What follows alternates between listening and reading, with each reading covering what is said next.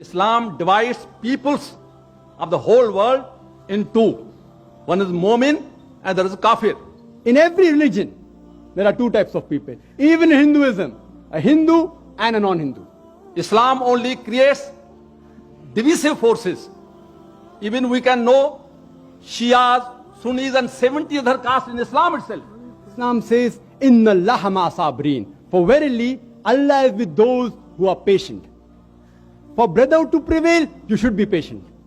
If I'm not patient, there'll be a fight between me and my brother. Definitely, we don't believe and trust in many things which Islam says. Assalamu alaikum wa rahmatullahi wa barakatuh. Dr. Zakir is playing with words. It's jugglery of words only. Islam divides peoples of the whole world in two. One is Mu'min and there is Kafir. Definitely, we don't believe and trust in many things which Islam says. So this brotherhood of universal brotherhood is not possible what Islam wants to enjoin upon us. Islam only creates divisive forces. Even we can know Shias, Sunnis and 70 other castes in Islam itself. I'm putting the question. No problem. Universal, but Islam cannot give universal. It's only Hinduism which can give universal brotherhood. Ekam satya vipra bahuda vadanti, which you have just quoted. Islam does not recognize killing the cows, killing the kafirs, taking their property, loot, women folk. Islam tells how brotherhood can come. And you talk of brotherhood, is a jugglery of words only. Really speaking, you are talking Hinduism in the name of Islam. The brother has made several comments. And Islam says, Inna Allaha ma'as-sabirin. For verily, Allah is with those who are patient. For brotherhood to prevail, you should be patient. If I'm not patient, there'll be a fight between me and my brother. Islam says in Surah Baqarah, chapter number 2, verse number 153, Inna Allaha ma'as-sabirin. For verily, Allah is with those who are patient. And for brotherhood to prevail, you should be patient. And I respect my elderly brother out here. He may be having a good study of Hinduism, but I'm sorry that I disagree with him. His study of Islam is a bit weak, I would say. And I do agree with him that Islam, there are two types of people. One is a believer, Mu'min, and the other, he said, is a Kafir according to him. In every religion, there are two types of people. Even in Hinduism, a Hindu and a non-Hindu.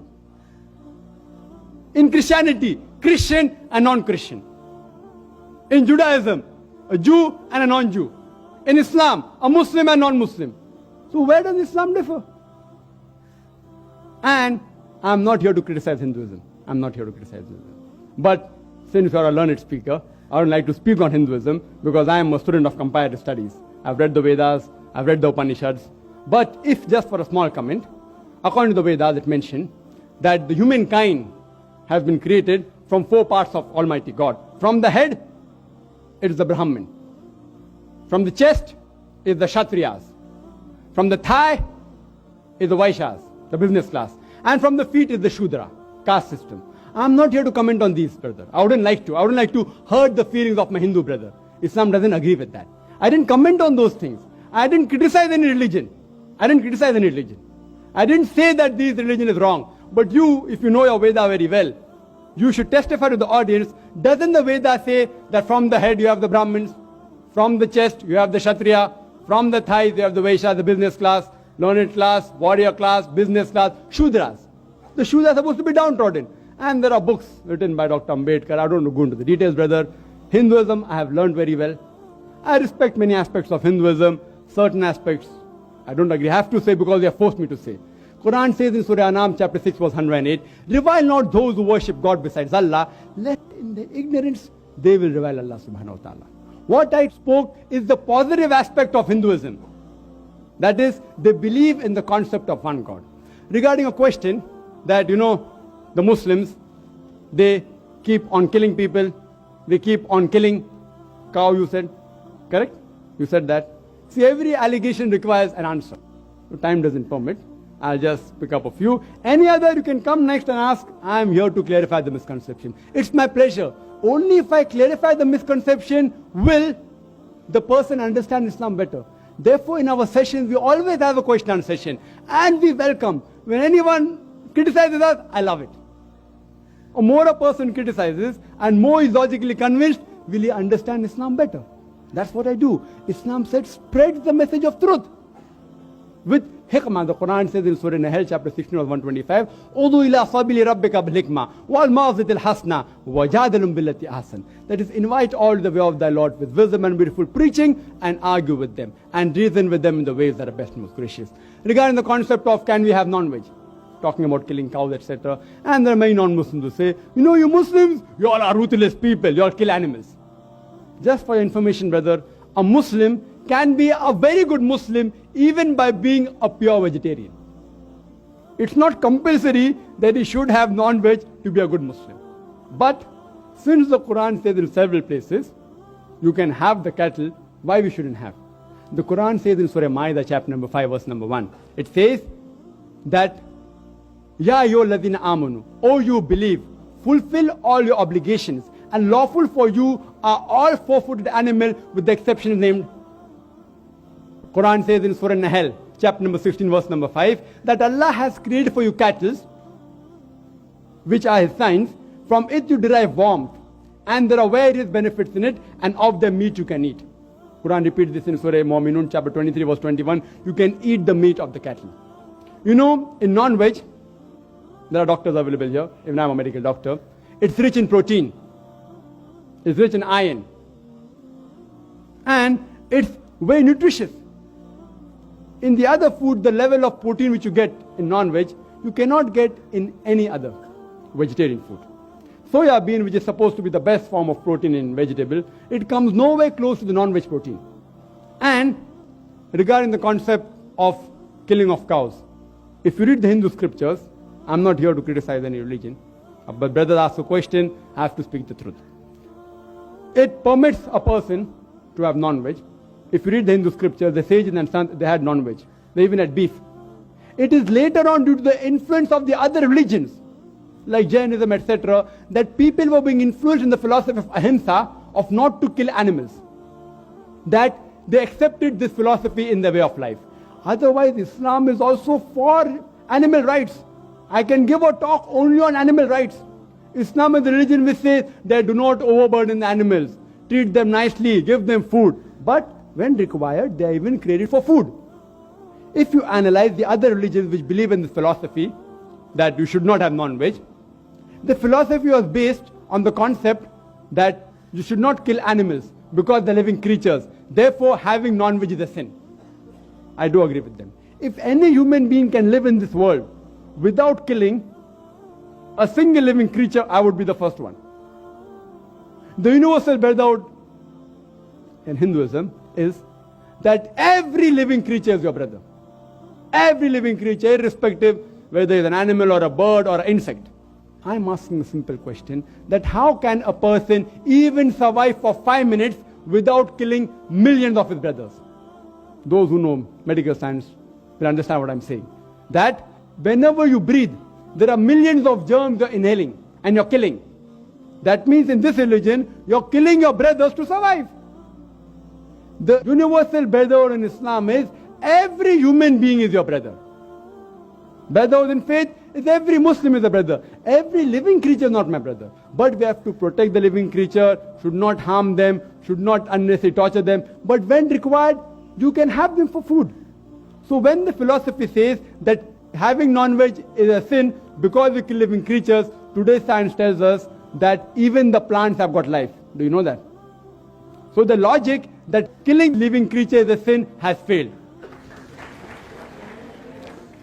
So now they change the logic and they say that, see, plants have got life, but plants can't feel pain. Therefore, killing the animals is a greater sin as compared to killing plants.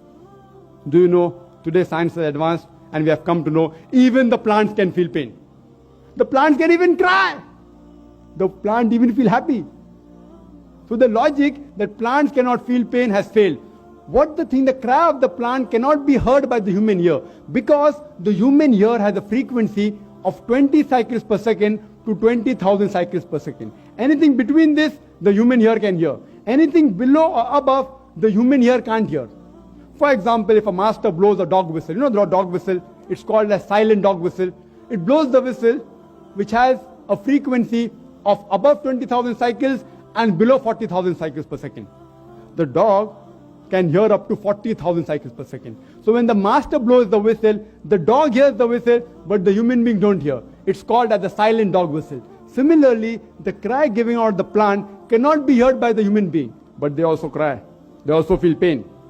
There was a brother of ours who argued with Maximum, and he told me that, Brother Zakir, I agree with you that the plants have got life, they can feel pain, but you know, the plants have got 2 senses less. They only have 3 senses. The animals have got 5 senses. Therefore, killing an animal is a greater sin as compared to killing a plant. So I told him, brother, suppose you have a younger brother who is born deaf and dumb, 2 senses less. After he grows up, if someone goes and kills him, will you tell the judge, oh my Lord, give the murderer less punishment because my brother had 2 senses less? Will you say that? You will say, may Lord give him double punishment because he killed a person who was innocent. So in Islam, the logic doesn't work like that, 2 senses or 3 senses. Islam says in Surah Baqarah chapter 2 verse 168, eat of the good things that we have provided for you. That means whatever is good and lawful, you can have. And that's the reason if you analyze the cattle in the world, Allah subhanahu wa ta'ala has His way, Almighty God. The reproduction of the cattle is very fast as compared to reproduction of the other animals and the human beings. They reproduce very fast. If I agree with you that no human being should have any cattle, then we will have overpopulation of cattle in the world.